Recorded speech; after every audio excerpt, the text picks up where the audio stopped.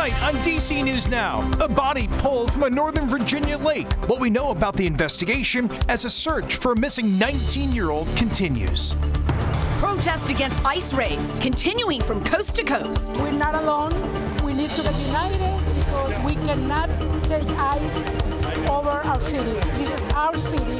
The demonstrations in the district rallying against President Trump's policy.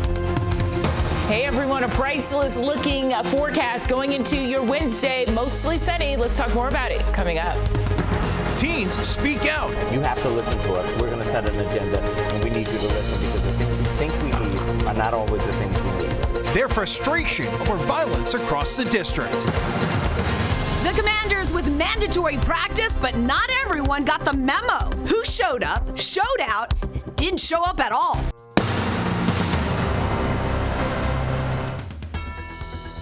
We begin with breaking news in Northern Virginia. A body has been pulled from a lake in Tysons. Hi, everyone. Thanks for joining us tonight for DC News Now at 9. I'm Chris Flanagan. And I'm Susan Tran, and crews removed the body from the water near Galleria Drive. It is the same location where Kyle Coleman was last seen following a car crash just after midnight on Saturday. Police found the 19-year-old's car, but no one was inside. It should be noted, police have not identified the body that was pulled from the water. But right now, DC News Now's Max Marcilla is at Coleman's High School. And Max, they're holding a prayer vigil there tonight.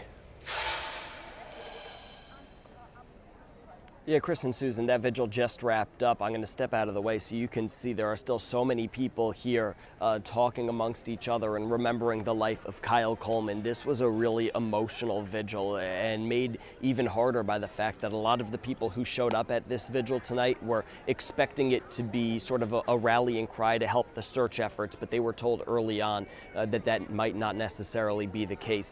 This is the high school where Kyle Coleman graduated just a year ago. He went off to Morehouse College, and he is remembered as a very happy and beloved person. We're going to show you some of the video from that search because it was earlier this afternoon when Fairfax County Police were near a pond, a lake, right off Galleria. That's, again, you mentioned where Kyle Coleman's car crashed a couple of days ago. And from there, they were able to pull a body out of the water. And as you mentioned, they have yet to positively identify it as Kyle Coleman, but that is what everyone here is anticipating. The family, his parents, not here tonight. They wanted privacy, but so many other people were here, including members of the Jack and Jill for America Foundation, where Kyle Coleman had such an impact for many, many years as a leader of young boys, girls, young men, and women.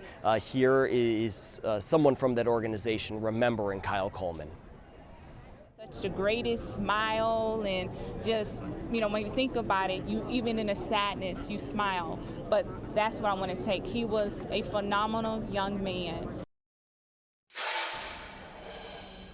Now here tonight there was a lot of sadness. There were also a lot of people hugging each other. They talked about how broad of a community Kyle connected with, whether it was here from his high school, from his church in Fairfax County, from, as mentioned, the foundation that he worked with. He brought so many people together, and tonight they are remembering him as someone who was just a burst of positivity in their lives, and they're coming together to support their family and his loved ones. As we mentioned, they have not yet positively confirmed that that was Kyle Coleman's body. Fairfax County Police say they're anticipating getting some more information tomorrow. Still no word from Prince William County or Fairfax County Police on what exactly happened, though they are not, as of now, investigating any foul play.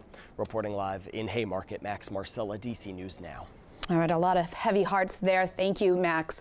We're following breaking news at American University. There is a heavy police response to a man seen climbing a communication tower on the south side of campus. University officials saying that they've evacuated several dorms, including Centennial, Lutz, and Anderson, and they've increased police in that area. There's also a shelter-in-place order for the buildings. These are the Hall of Science, Watkins, Krieger, and Hamilton. Officials are asking everyone to avoid the area. We're going to continue to stay on top of this developing story and pass along any updates on air or online at dcnewsnow.com. Well, demonstrators in the district protesting against deportation efforts. It comes as National Guard troops are now on the ground in Los Angeles. They're backing ICE agents, making arrests and protests all across the city.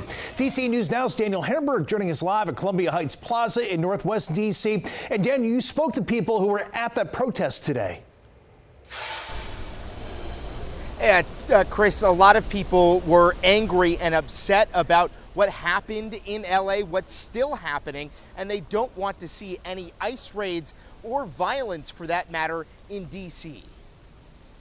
A big crowd of immigrants and supporters filled Columbia Heights Plaza with one central message. The main message is that we are together, that we are united. We are united and we're gonna fight back. We're not gonna hide in our houses. We're gonna come out and fight back. In this neighborhood, there's uncertainty about what could happen. I have family and friends my age who are, immigrants, and they fear for their lives. Among the protesters is Michelle Chai, who's in D.C. to protest Trump's military parade, but was a part of protests in Los Angeles that broke out after ICE raided a Home Depot and detained day laborers. The protesters were peaceful. Who brought the violence were ICE, were Homeland Security, were the FBI, and since then Trump has sent the National Guard. A sizable number of D.C. police officers surrounded the rally as a precaution, knowing what's happened in L.A. And I think LA has the right to protest. They're being invaded, and we don't want that to happen to Washington, D.C. These protesters want the military out of L.A., and they're demanding ICE stop targeting immigrants. Our city, and we deserve respect. And protesters today say that even though this only lasted about an hour, they will continue making their voices heard in opposition to these ICE raids. We know some of the people here today also will be participating in a protest Saturday afternoon ahead of Trump's military parade. We're live in Columbia Heights. Daniel Hamburg, DC News Now. Daniel, thank you. And this just in, we're now learning that Los Angeles mayor issuing a curfew tonight as protesters, they are continuing to grow. The president, though, defending his decision to send in the military to Los Angeles in response to these protests over immigration raids, saying if he had not gotten involved, LA would be on fire, and vowing to keep the military in Los Angeles until these demonstrations end. Simply, we will liberate Los Angeles and make it free, clean, and safe again. It's happening very quickly. Under the Trump administration, this anarchy will not stand. We will not allow federal agents to be attacked, and we will not allow an American city to be invaded and conquered. California's governor filing an emergency order in court, hoping to block the National Guard troops and Marines from helping with deportation efforts. Governor Gavin Newsom writing on social media, Trump is turning the U.S. military against American citizens. We're going to have much more on the response to the protest in the next half hour. But first, let's get a first check on the forecast with Chief Meteorologist Janessa Webb, and just a spectacular Tuesday night. Not bad at all. Really, the heat and humidity is down, so it's more breathable air. You can let the AC go. That bill is going to thank you by the end of the month here. Finally getting a little bit of a reprieve, folks. It's very short in nature because we do have more heat that is going to be working its way back into the DMV as we go into our Thursday. So the frontal passage, it did its job, called a cold front, right? It made its way through last night, and so that's why you're having more breathable air. At this point, a spot shower, we won't rule that out for Martinsburg out towards Kaiser and the Cumberland area, but most locations we're back into the upper 60s, middle 70s dew points. There's no more moisture in the upper atmosphere except out towards Fredericksburg into Snail, Spotsylvania. It's still a little bit humid, but overnight will start to get better. Overnight tonight, back into the lower 60s. We're waking up to a good amount of sunshine across the region, wall to wall. Tomorrow is my pick day of the entire week before we head for the 90s. More on that forecast coming up. Janessa, thank you. In the district, a man caught on camera ripping down pride decorations could face hate crime charges. Take a look at this video of a man taking down some rainbow wrapping from the utility post here in DuPont Circle last week. Police are not, though, saying that this is the person they've arrested. But investigators have now charged Michael Webb Jr. with destroying rainbow-colored cloth in that same area last week. They also say that he used spray paint to write offensive words on a building on Main Avenue in Southwest. Webb is facing charges charges of damaging and defacing private property.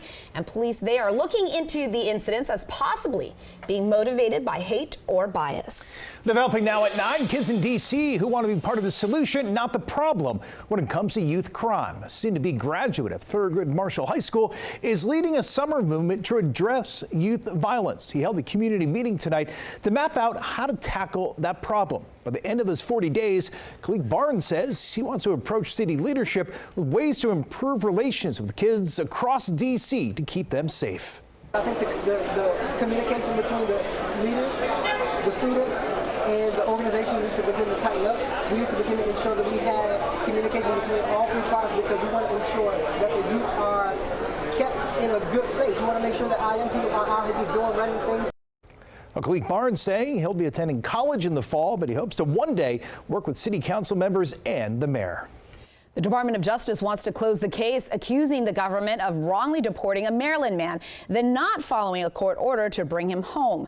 The DOJ says that it has now followed the court's order as Kilmar Abrego Garcia is back in the U.S., but now facing some serious federal criminal charges of human smuggling. Abrego Garcia's attorneys, though, saying that this case is not over. The government still improperly shipped him off to El Salvador without due process. A stern warning from President Trump for Saturday's military parade here in D.C. He says anyone planning to protest that event will be met with very big force. That parade is expected to bring hundreds of thousands of people to the district. Officials tell D.C. News Now they're aware of some planned counter-protests, but no credible threats. Secret Service says it's also keeping a close eye on riots and protests happening out in Los Angeles. Not expecting it. We have no intelligence of that, happening here. But if it does, we have the resources to handle it. You can see here more fencing is up and more heavy military vehicles are seen staging nearby at the Pentagon. Everyone attending the parade will enter through a specific checkpoint and be screened by metal detectors before heading into fenced areas along the mall. The military parade will cause dozens of street closures and detours. Metro bus route changes will start on Thursday night and some road closures in Virginia. That's going to start on tomorrow night. You can find the full list of changes on our website, dcnewsnow.com.